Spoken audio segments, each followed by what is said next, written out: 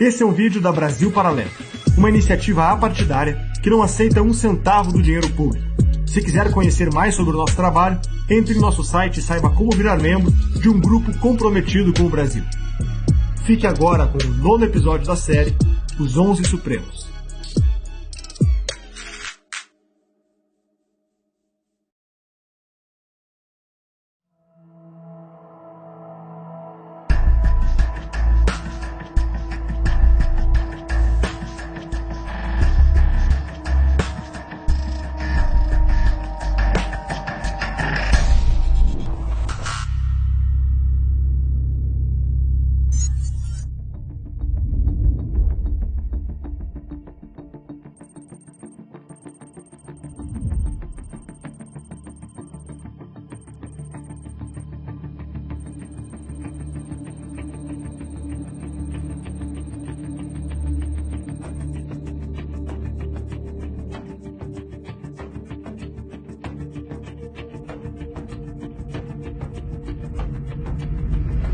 Celso de Mello é o ministro mais antigo da atual composição do STF.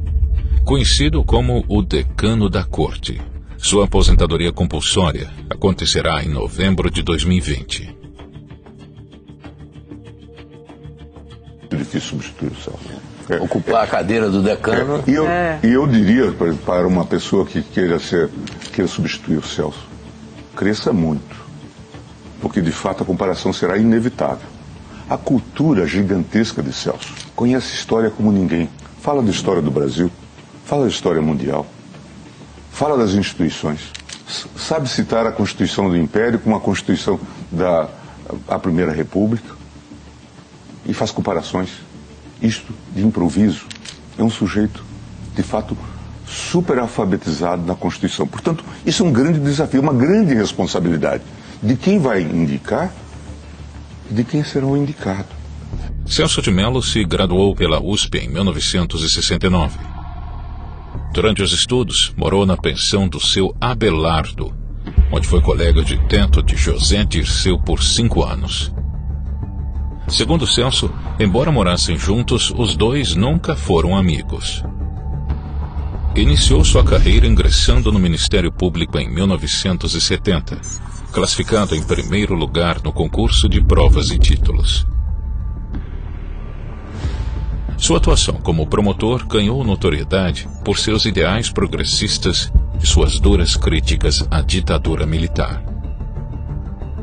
Celso de Mello teve suas movimentações observadas pelo Serviço Nacional de Informação em 2 ocasiões. Como promotor, elaborou um parecer para licenciar uma diretoria estudantil, que a ditadura militar considerava subversiva. O segundo episódio foi um discurso proferido na inauguração do Fórum de Osasco, onde fez fortes críticas ao Ato Institucional número 5, que ainda estava em vigor na época.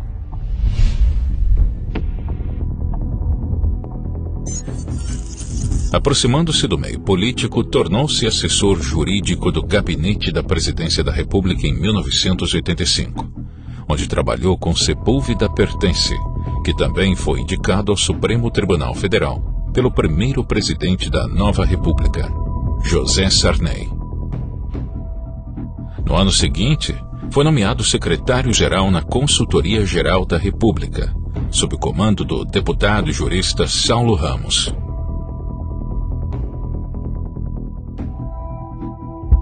Em 1989, foi indicado ao Supremo Tribunal Federal por Sarney. Em seu livro de memórias intitulado Código da Vida, Saulo Ramos descreve um telefonema que teve com Celso de Mello sobre uma votação envolvendo José Sarney. Sarney queria disputar uma vaga no Senado pelo Amapá em 1991. Mas sua candidatura foi impugnada e o caso foi parar no STF. Celso foi o último ministro a votar, e Sarney já tinha recebido votos suficientes em favor de sua causa. Mas mesmo assim, Celso votou contra Sarney. Espera um pouco, deixe-me ver se compreendi bem. Você votou contra o Sarney porque a Folha de São Paulo noticiou que você votaria a favor? Sim. E se o Sarney já não houvesse ganhado quando chegou sua vez de votar? Nesse caso, votaria a favor? Exatamente. O senhor entendeu? Entendi. Entendi que você é um juiz de merda.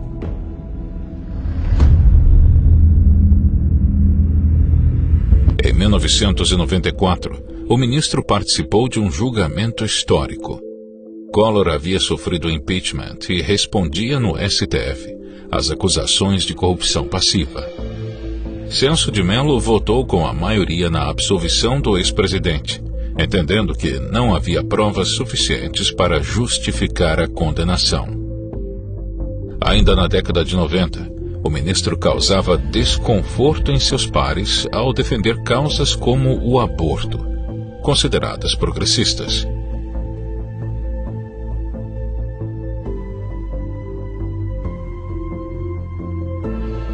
Em uma matéria da Folha de São Paulo, encontramos um diálogo que tive com sua filha. Pai, o senhor vai ser excomungado? Perguntou-lhe a filha caçula Silvia Renata, de 13 anos, que estuda num colégio de freiras. Não, filha, a Igreja Católica só pune quem pratica o aborto. Eu apenas defendo o cumprimento da lei, respondeu-lhe o ministro.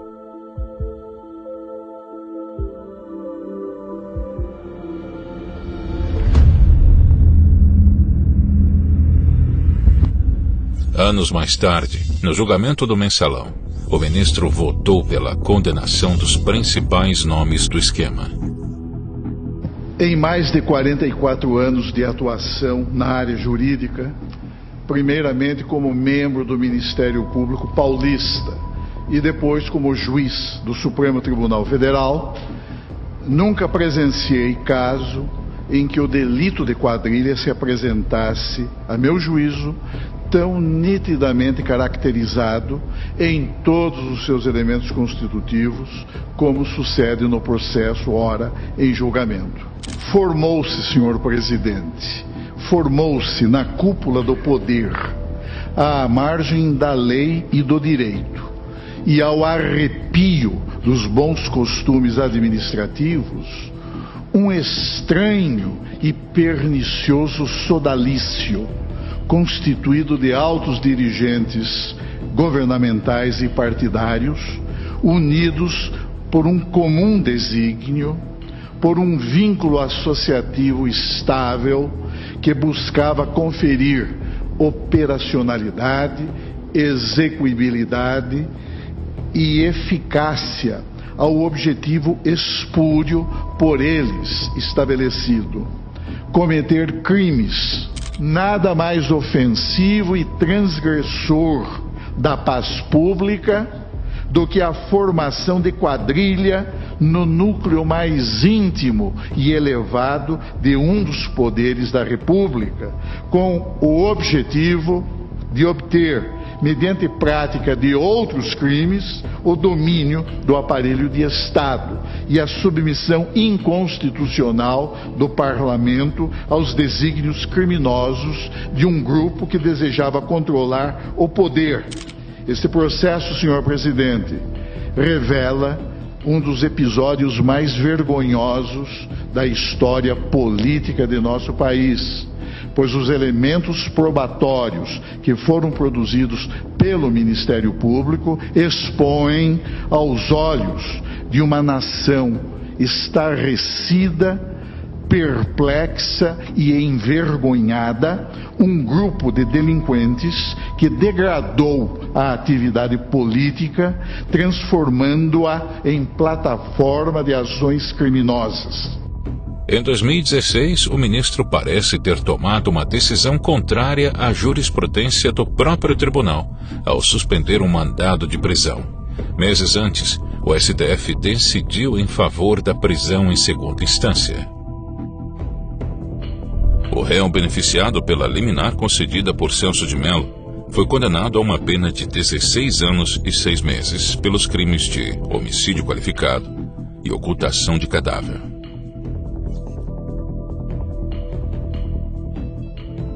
Este criminoso matou o sócio dele em 2009 numa boate em Belo Horizonte. Não conseguiu se livrar do corpo, o corpo começou a cheirar mal Dias depois foi descoberto o corpo e o assassinato. Em 2015, 6 anos depois, o Tribunal do Júri de Minas Gerais condenou esse cara a 16 anos de prisão. Ele recorreu ao STJ. Menos de 24 horas depois, o STJ deu um habeas corpus. Aí o que fez esse cara? Valendo-se desse argumento do ilustre ministro Celso de Mello, recorreu ao Supremo Tribunal Federal, que com a instantaneidade de alguns absurdos que costuma decidir, botou novamente esse cara na rua.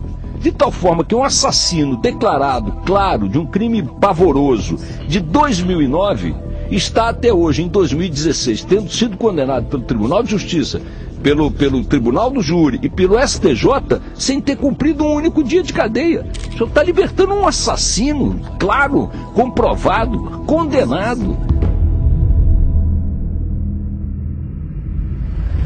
Em 2019, o ministro votou a favor de enquadrar a homofobia e transfobia na lei do crime de racismo.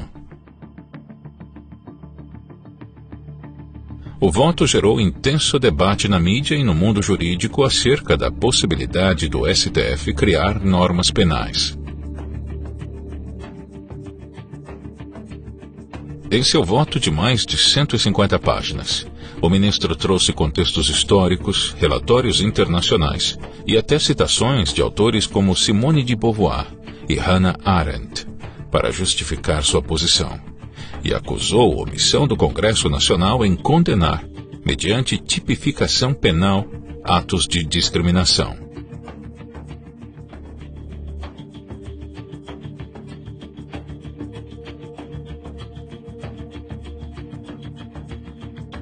O ministro Celso de Mello, do Supremo Tribunal Federal, votou para estabelecer que crimes cometidos em razão de homofobia ou transfobia sejam tipificados como racismo. Os homossexuais, os transgêneros e demais integrantes do grupo LGBT têm a prerrogativa, como pessoas livres e iguais em dignidade e direitos, de receber a igual proteção das leis e do sistema político-jurídico instituído pela Constituição da República. O Executivo executa, o Judiciário julga, o Legislativo legisla. O senhor quer exercer a função do Legislativo.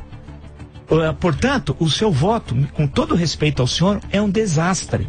Eu acho que o senhor não sabe o que significa racismo. Racismo é outra coisa, que está no inciso 42. Em momento algum a homofobia foi colocada pelo constituinte originário, em momento algum. E segundo, a definição de racismo não se aplica a essa questão. Portanto, o voto não é uma pérola literária, é um desastre.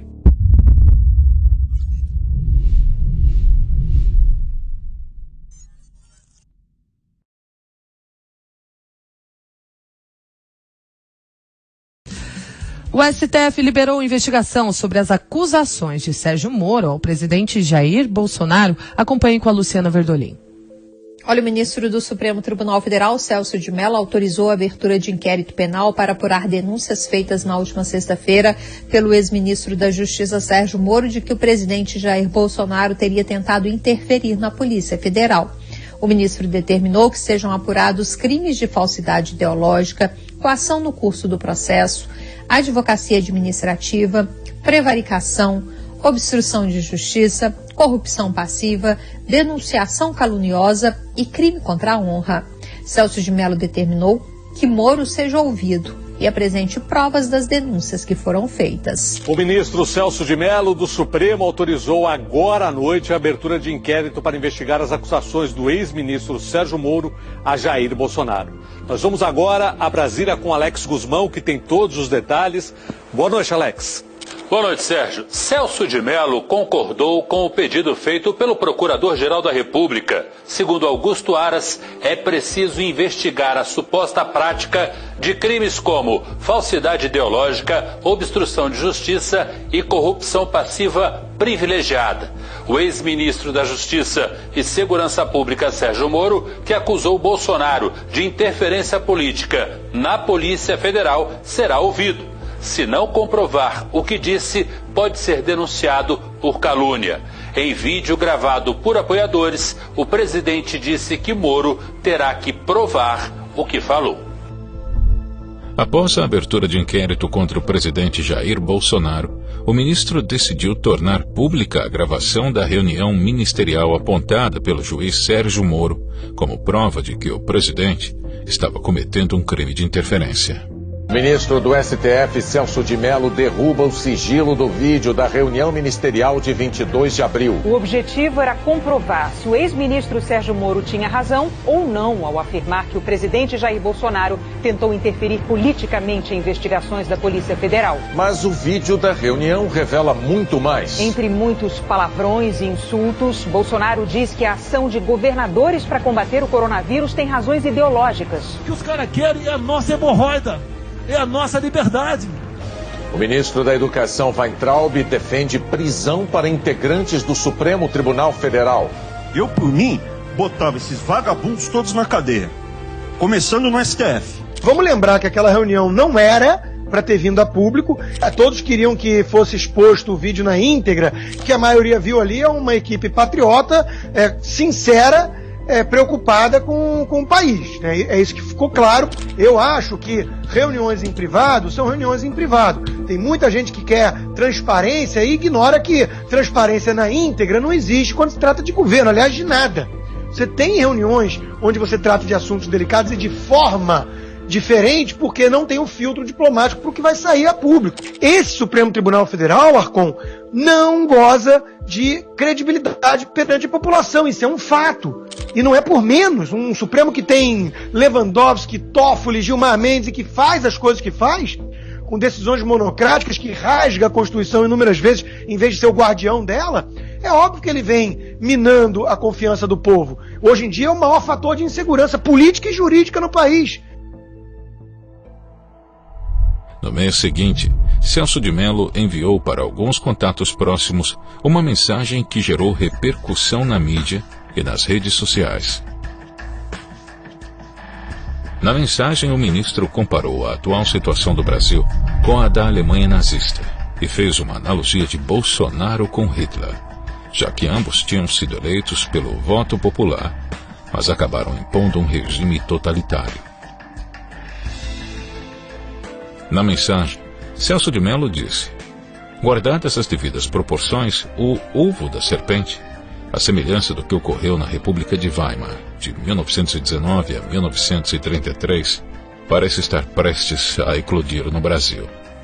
É preciso resistir à destruição da ordem democrática para evitar o que ocorreu na República de Weimar, quando Hitler, após eleito por voto popular e posteriormente nomeado pelo presidente Paul von Hindenburg, em 30 de janeiro de 1933 como chanceler, primeiro-ministro da Alemanha, não hesitou em romper e em nulificar a progressista, democrática e inovadora Constituição de Weimar, impondo ao país um sistema totalitário de poder, viabilizado pela edição em março de 1933 da lei nazista de concessão de plenos poderes, que lhe permitiu legislar sem a intervenção do parlamento germânico.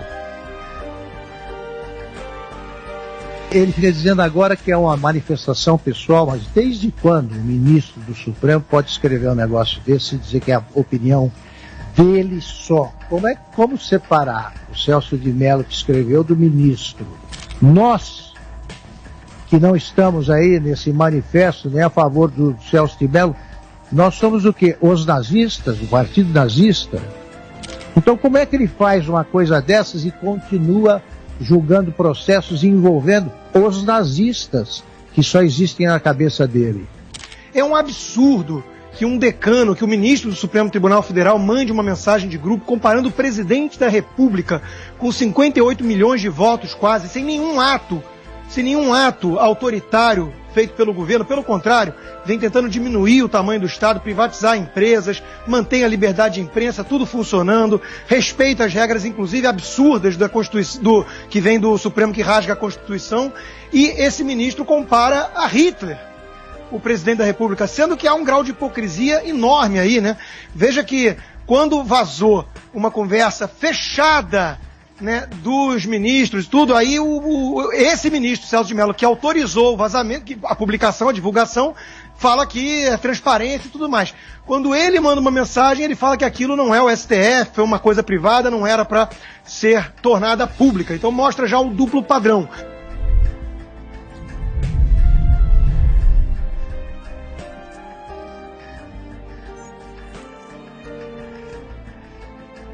O país vive um momento delicado, diria até um momento extremamente delicado em sua vida político-institucional, pois de sua trajetória emergem como espectros ameaçadores, surtos autoritários, inconformismos incompatíveis com os fundamentos legitimadores do Estado de Direito e manifestações de grave intolerância que dividem a sociedade civil.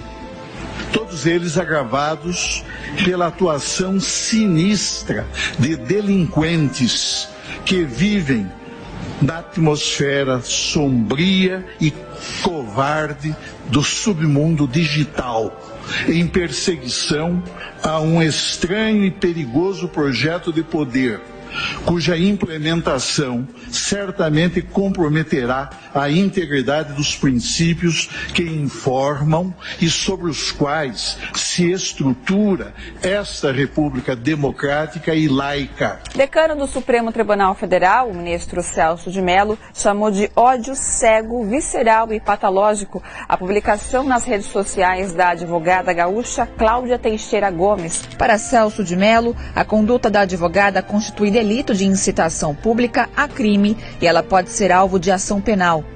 Cláudia vai ser intimada a depor na CPI das fake news, que investiga ameaças aos ministros do Supremo. Ela fez os comentários depois que o STF decretou que ninguém pode ser preso após julgamento em segunda instância, porque ainda tem direito a novos recursos. O ministro Celso de Mello, do Supremo Tribunal Federal, enviou para análise do Procurador-Geral da República, Augusto Aras, uma petição em que um advogado acusa o deputado Eduardo Bolsonaro de crime contra a segurança nacional. Na ocasião, Eduardo defendeu a suspensão do inquérito das fake news. Eu até entendo quem tem uma postura mais moderada, vamos dizer. Mas falando bem abertamente, a opinião do Eduardo Bolsonaro não é mais uma opinião de si, mas sim de quando isso vai ocorrer. No ofício enviado a Augusto Aras, Celso de Mello afirmou que o Estado tem o dever de investigar possíveis práticas criminosas que são narradas, independentemente de quem são os personagens. É instrumento do parlamentar o parlar, o falar, né?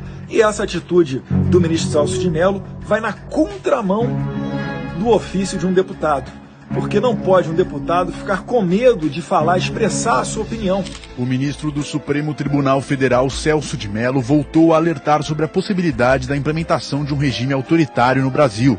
Enquanto houver cidadãos dispostos a submeter-se ao arbítrio, sempre haverá vocação de ditadores. É preciso resistir com as armas legítimas da Constituição e das leis do Estado brasileiro. É inconcebível, senhora presidente, senhores ministros, que ainda sobreviva no íntimo do aparelho de Estado brasileiro um resíduo de forte autoritarismo.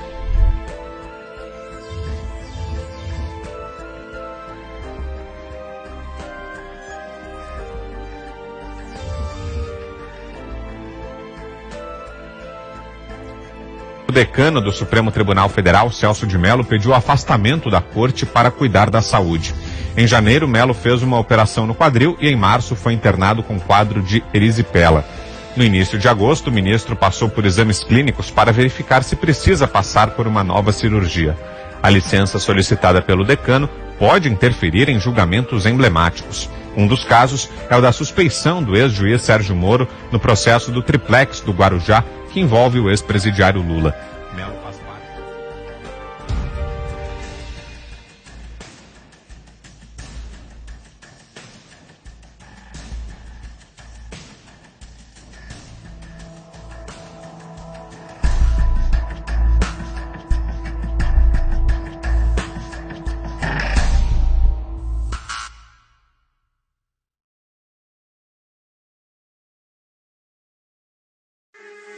Esse é um vídeo da Brasil Paralelo, uma iniciativa apartidária que não aceita um centavo do dinheiro público. Se quiser conhecer mais sobre o nosso trabalho, entre no nosso site e saiba como virar membro de um grupo comprometido com o Brasil.